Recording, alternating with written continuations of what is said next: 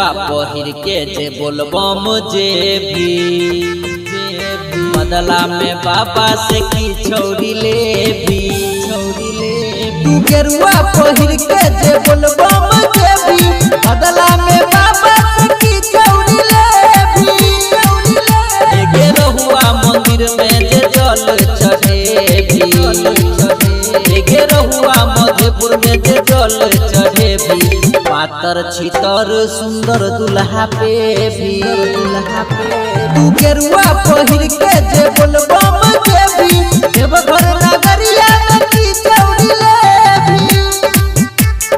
की छौरी लेबी की छौरी लेबी। DJ mic by Dharmendra Saxena.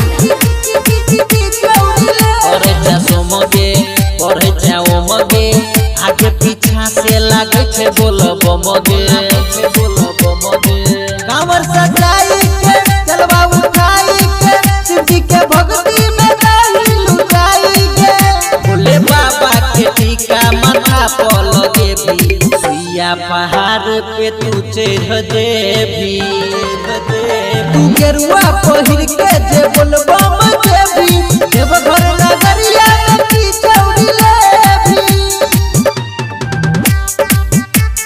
की छौरी लेबी की छौरी लेबी। डीजे मान आदत